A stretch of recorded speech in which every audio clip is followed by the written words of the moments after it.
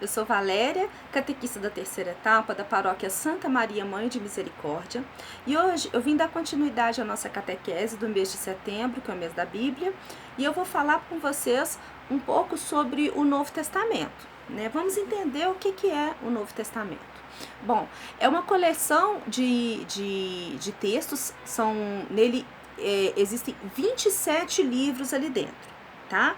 Nesses 27 livros, nós temos 13 cartas do apóstolo Paulo escritas, por exemplo, a maior parte da obra do Novo Testamento são cartas do apóstolo Paulo. Então ele escreveu aos Romanos, você vai ver carta aos Coríntios 1 e 2, aos Gálatas, Efésios, Filipenses, Colossenses, Tessalonicenses, Timóteo, Tito, Fílemon e Hebreus.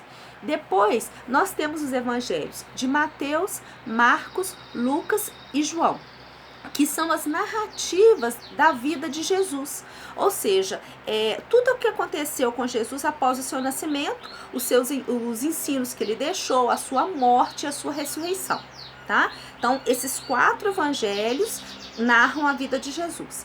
Nós temos também os Atos dos Apóstolos, que é a narrativa do dos apóstolos na história da igreja primitiva, ou seja, como que os apóstolos viveram após a ressurreição de Jesus e como que eles criaram a nossa igreja. E temos também epístolas, ou seja, cartas aos hebreus. Nós temos cartas escritas por Pedro, né? Tem Pedro 1 e 2, tem João 1, 2 e 3, tem cartas de Judas, que não é o Judas traidor, e temos por fim o Apocalipse, que é escrita pelo apóstolo João. Bom, o Novo Testamento é uma nova aliança que é selada com o sangue de Cristo na cruz, ou seja, ali Cristo é a vítima. No Antigo Testamento, essa aliança ela é selada no Holocausto. A gente pode ver no livro de Êxodo, capítulo 24, versículo de 1 a 8. Já no Novo Testamento, essa aliança, ela passa a ser revivida como um ritual perpétuo pela comunidade, por nós, né, a comunidade cristã, a partir da Eucaristia. A cada vez que recebemos a Eucaristia, nós revivemos essa aliança com Deus. E tem muita coisa para a gente falar sobre o Novo Testamento. Mas, assim, do que tem de mais, talvez mais importante, mais curioso para a gente entender, são, por exemplo, os evangelhos sinóticos, que são 3 relatos da vida de Jesus que estão na Bíblia. São os livros, os 3 primeiros livros do Novo Testamento, que são Mateus, Marcos e Lucas. Estes 3 evangelhos, eles são chamados sinóticos porque eles são muito parecidos. Eles contam a história da vida de Jesus, né? É contado por pessoas que conviveram com Jesus, né? E eles são muito parecidos. Já o evangelho de João, ele tem alguns relatos diferentes. Por isso, ele não é chamado de evangelho sinótico. Por quê? Sinótico significa a mesma visão. Os 3 primeiros evangelhos, de Mateus, Marcos e Lucas, eles têm muitos elementos em comum, porque neles apresenta, por exemplo, a história de Jesus contada de maneira muito parecida. Os 3 têm mais ou menos a mesma estrutura e tem muitas vezes a história repetida. E eles têm ensinamentos importantes da vida de Jesus.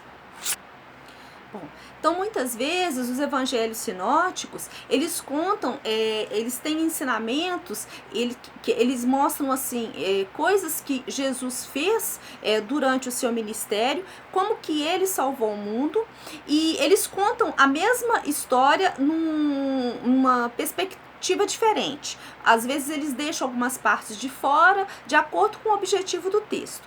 E muitas vezes a informação de um evangelho sinótico ajuda a entender a história contada do outro evangelho. Os 3 evangelhos, eles confirmam e completam a história de Jesus.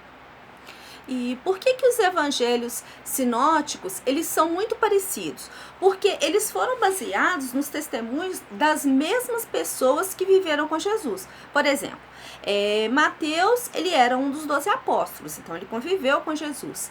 Ele foi testemunha do ministério de Jesus Cristo. Marcos, ele foi ajudante de Paulo e de Pedro. Provavelmente ele deve ter conhecido também algum outro apóstolo, né? E Lucas, ele era amigo de Paulo, então ele também provavelmente conviveu com algum outro apóstolo. Então todos eles, esses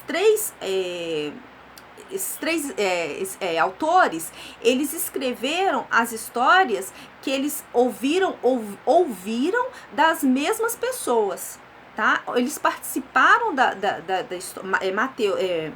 Mateus, por exemplo, participou da história de Jesus e ele também esteve com outras pessoas que participou dessa história, assim como Paulo e Lucas também tiveram contato com pessoas que também participaram da vida de Jesus. E por que que o Evangelho de João não é sinótico?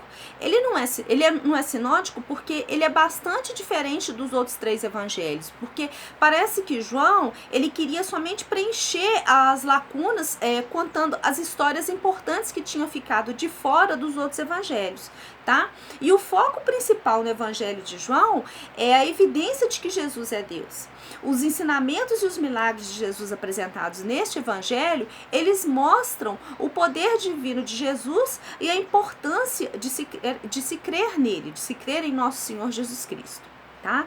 Bom, aqui a gente deixa somente um breve relato sobre o Novo Testamento para aguçar a curiosidade de vocês em começarem a ler a Bíblia. Abram cada dia um pedacinho, leiam um trechinho, ou procurem ler um capítulo, e aos poucos vocês vão interagindo dessa história linda que faz parte da nossa vivência cristã. Eu espero que estejam todos bem, em proteção, estejam seguros e que estejamos de volta na semana que vem. Fiquem com Deus.